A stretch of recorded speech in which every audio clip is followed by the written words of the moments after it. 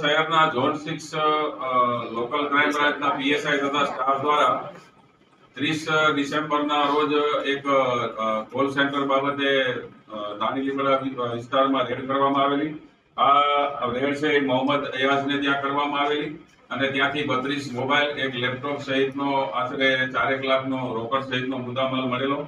આ જે મોબાઈલ મળેલા એમાં કોલ સેન્ટરની કોઈ તેની કાર્યવાહી કરવામાં આવેલ છે કે નહીં તેના માટે એક private cyber crime expert Devendra પટેલને બોલાવવામાં આવેલો, જે દરેક જગ્યાએ પોલીસની સાથે મદદમાં હોય છે. જેને બોલાવ્યા પછી તેના જણાવ્યા મુજબ આ જે મોબાઈલ છે અને લેપટોપ છે એમાં કોઈ કોલ સેન્ટરની લગતી કોઈ વાંધાજનક વિગત નથી એવું જણાવતા દાણીલીમડા પોલીસ સ્ટેશન ખાતે જાણવાજોગ દાખલ કરવામાં આવેલી. આ જાણવાજોગની તપાસ ચાલુ હતી. એ દરમિયાન બીજે દિવસે મોહમ્મદ અયાઝ દ્વારા તેના મોબાઈલમાં પોતાનું જે જૂનું કાર્ડ હતું એ નવું કાર્ડ મેળવી અને એક્ટિવેટ કરી અને એનો જે એકાઉન્ટ છે એ જોવામાં આવતા તેમાંથી 48,300 યુએસડી ડોલર ટ્રાન્સફર થઈ ગયેલાની વિગત જાણવા મળેલી હતી.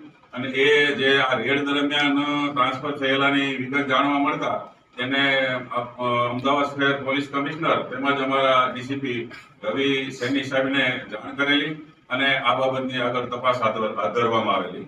આ તપાસ દરમિયાન એફએસએલની તપાસણી મારફતે એવું જાણવા મળેલું કે જે રાત્રે રેડ કરવામાં આવેલી તે રાત્રે 12:30 વાગે આ જે મોહમ્મદ અયાઝ છે એના વોલેટમાંથી બીજા વોલેટમાં 48,300 યુએસડી ડોલર, જેની કિંમત 41 લાખ જેવી થાય છે, એ ટ્રાન્સફર થયેલા જણાઈ આવેલ. અને એફએસએલની જે ટેકનિકલ સોર્સ આધારે માહિતી મળેલી કે આ જે યુએસડી ડોલર ટ્રાન્સફર કરેલા છે એ દેવેન્દ્ર પટેલ દ્વારા ટ્રાન્સફર થયેલા છે. જેને લીધે જે તપાસ કરનાર નરેન્દ્રસિંહ છે તેમણે સરકાર તરફે ફરિયાદ કરી અને આ દેવેન્દ્ર કનુભાઈ પટેલની ધરપકડ કરવામાં આવી. દેવેન્દ્ર પટેલનું બેકગ્રાઉન્ડ શું છે, કેટલા સમયથી આ એક્સપર્ટ તરીકે હતો અને કેવી રીતે આખો ટ્રાન્સફર કર્યો? દેવેન્દ્ર પટેલ એમસીએ સુધી ભણેલો છે. ટેકનિકલ આસિસ્ટન્ટ તરીકે દરેક જગ્યાએ પોલીસ સ્ટેશનમાં મદદમાં જાય છે અને ખાસ કરીને સાયબર ક્રાઇમ એક્સપર્ટ જે પ્રાઇવેટ માણસ છે એ રીતે દરેક જગ્યાએ સુરત તેમજ બીજા જિલ્લાઓમાં અને અમદાવાદ શહેરમાં દરેક જગ્યાએ જાય છે. જે મકાનની લેવેચનો પહેલા ધંધો કરતો હતો અને ત્યારબાદ એને આ હોમ ટુ વર્ક આ ઇન્ફોટેકનું કામ ચાલુ કરેલ છે.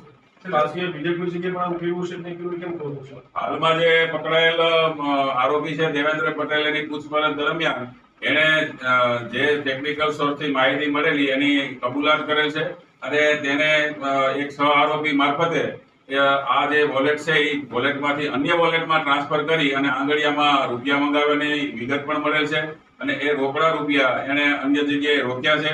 એ બાબતની હાલમાં તપાસ ચાલુ છે અને આ જે પર્સનલ પ્રાઇવેટ સાયબર એક્સપર્ટ છે એને આ પહેલા ક્યાં ક્યાં મદદ કરેલી છે અને ક્યાં ક્યાં કોઈ આ પ્રકારના ગુના ખાતરેલા છે કેમ એ બાબતે આજનો જ નામદાર કોર્ટમાં રજૂ કરી અને પોલીસ રિમાન્ડ મેળવવા તજવીજ હાથ ધરવામાં.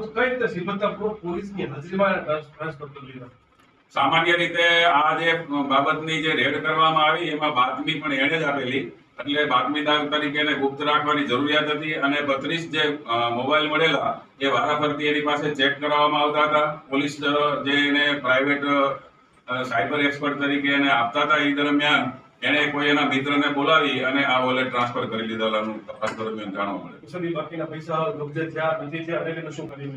હાલમાં જે આરોપીની ધરપકડ કરવામાં આવેલ છે અને વિવિધ મુદ્દાસર નામદાર કોર્ટમાં રજૂ કરી અને રિકવરી કરવા માટે તેમજ સહ આરોપીઓને પકડી પાડવા માટે આગળની કાર્યવાહી હાથ ધરવામાં આવે છે.